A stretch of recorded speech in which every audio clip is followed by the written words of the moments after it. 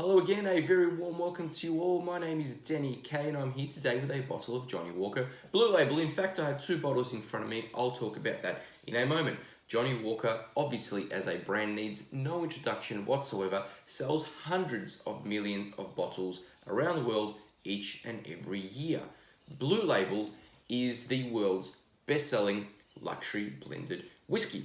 Now, the bottles I have in front of me currently are a modern day Johnnie Walker Blue Label, which presents very, very nicely. The box is lovely. The bottle though, in my opinion, absolutely fantastic. Some lovely weight to it.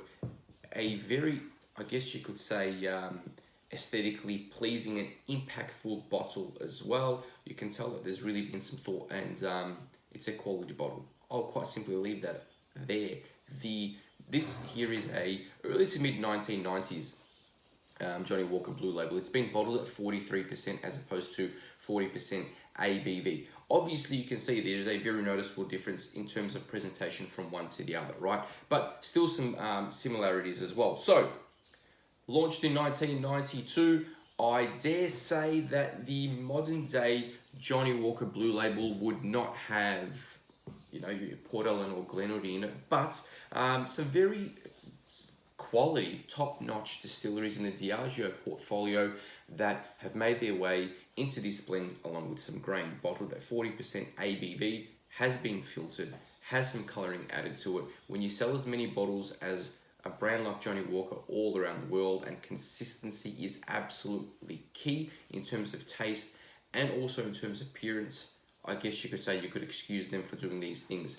But you already know when you're buying this bottle that there is colouring added to it and it has been filtered. Anyway, all of that aside, is it worth the price? Is it a great blend? Yes or no? I'm going to go through the smell and taste, talk to you about the experience and my thoughts on that. What I may also do is perhaps do a side-by-side, old versus new Johnnie Walker Blue Label, because I have had them side by side and I can tell you that I prefer one over the other.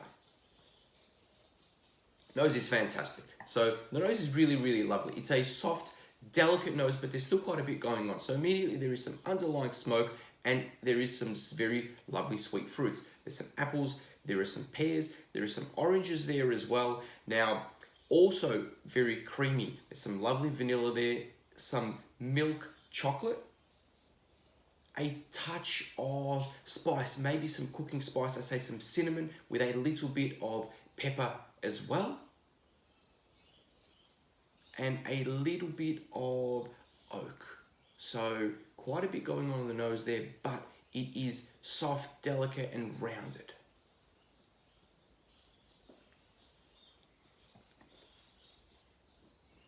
Bitter oak immediately on the arrival. Bitter oak with a little bit of pepper, that touch of smoke. The fruit, absolutely yes. Apple, pear, Seville orange, bit of a bitter orange. Zesty citrus, yes. Some quince, really, really lovely. Good whack of vanilla. A rather short, uneventful finish with a touch of pepper. That smoke just underlying all the way through. It is very, very faint, but it is complementary. Lovely nose. Taste, quite nice. Finish, rather uneventful. Short, if I were to be extremely generous, I would say short to medium. Now, 40% ABV, it does not need any water to be added. So, as I said,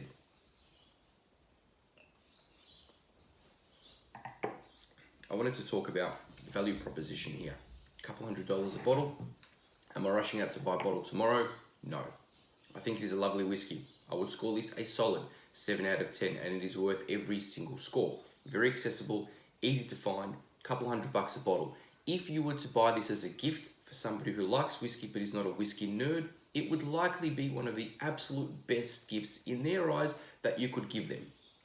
I think that you could probably spend the money a little bit better and find something overall that is just a more enjoyable experience. For what this is, and you know exactly what it is going into it, it is a very fine whiskey. And I can say that the consistency from the 90s through till now, 30 years later, is very, very, very close. It's very, very well done. So I really would have to take my hat off to the team for being able to keep a very consistent profile. Obviously, with some noticeable differences, but all of that being set aside, as I said, very, very close. Have done a great job. So, is it worth the money? For me, perhaps not. Presentation is great. That finish for me is, and that bitter oak really just subtracts from the overall experience a little bit. But that being said, 7 out of 10, not a half bad score. Indeed. There you have it. So thank you very much once again for joining me. Cheers to you once again. Till next time.